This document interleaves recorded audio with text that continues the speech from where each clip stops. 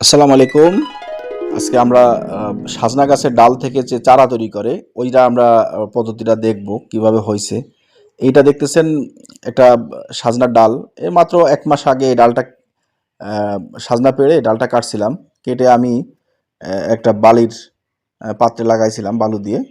তো যেটা আমরা সাধারণত প্লাস্টার করি সেই বালুতে লাগাইছি। গাছটা দেখেন কত সুন্দরভাবে পাতা বের হয়েছে, পূর্ণাঙ্গভাবে একটা গাছে রূপান্তরিত হয়ে গেছে। এই যে গোড়ার অংশটা হলো পিভিসি যে পাইপ আমরা স্যানিটারিতে যে ব্যবহার করি, যে 6 ইঞ্চি পাইপ, ওই পাইপের একটা টুকরা। হ্যাঁ, সেখানের ভিতরে ঘর প্লাস্টার করা যে বালি, ওই বালি দিয়ে এই ডালটাকে এত নড়াচড়া না করে স্থিরভাবে রেখে দিয়েছিলাম। দেওয়ার পরে এই যে এখান থেকে কুশি বের হয়েছে এবং কত সুন্দর একটা গাছে রূপান্তরিত হয়েছে। অনেক শিকড় গজাইছে তলে। আমরা শিকড়টা পরবর্তীতে ভিডিও শেষে আমরা দেখবো কেমন শিকড় আসছে। তো এটাতে বালিটা যখন আমরা বসাইছি তখন কি করছি, আপনার রুট হরমোন যেটা একটু পাউডার দেওয়া হয়েছে। হ্যাঁ, আর হলো এই ডালের গায়ে আমরা পলিথিন পেঁচাই দিছিলাম, যেগুলো চোখ আছে না, চোখগুলা বাদ রেখে। তো চলেন আমরা আজকে মাটিতে লাগাবো, ছাদ বাগানে নয়। আমরা সবসময় ছাদ বাগানে তো অনেক গাছ লাগানো ভিডিও দেখছেন আপনারা। আজকে আমরা সরাসরি আমাদের বিল্ডিংয়ের বাইশ সাইডেই যে মাটি আছে ওখানে লাগাবো ইনশাল্লাহ। দেখেন গাছটা একদম কত সুন্দর নাদুস নুদুস ডালগুলো। হ্যাঁ, এই যে এখানে গর্ত করছি, ঠিক ওই পাইপটা যতটুকু মাটি অংশ ছিল অতটুকুই প্রায় কাছাকাছি গর্ত করছি। দেখেন সেই মাটি, ওই যে বালি তো নরম, এগুলো ভেঙে যাবে, কারণ বালি থাকবে না। বালিটা দেওয়া কেন, শিকড়টা যেন সহজে বের হতে পারে।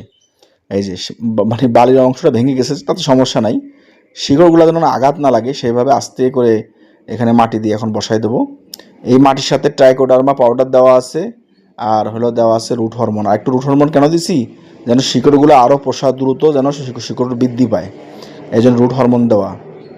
দিয়ে আর দেওয়া কি জন্য, ট্রাইকোডার্মা, যাতে কোনো ফাঙ্গাস, কোনো ছত্রাক যে কোনো শিকড়টা যেন আক্রমণ না করে, পছন্দ না লাগে, যেহেতু গাছটা এখন অনেক লাজুক।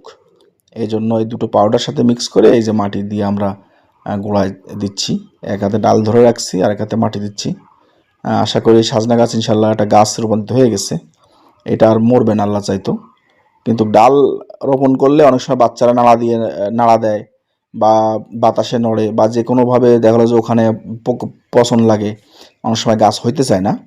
কিন্তু আমরা একটা সংরক্ষিত জায়গায় একটা ট্রিটমেন্টের মাধ্যমে শুধু বালি দিয়ে আমরা একটা চারা, মানে ডাল থেকে চারা রূপান্তরিত করে এখন রোপণ করতেছি। এইটা ইনশাল্লাহ মিস হবে না, এটা আল্লাহ চাইতে হবে। আমরা পরবর্তীতে আরও আপডেট ইনশাল্লাহ আরেকটা ভিডিও করব। সকলকে ধন্যবাদ। আসসালামু আলাইকুম।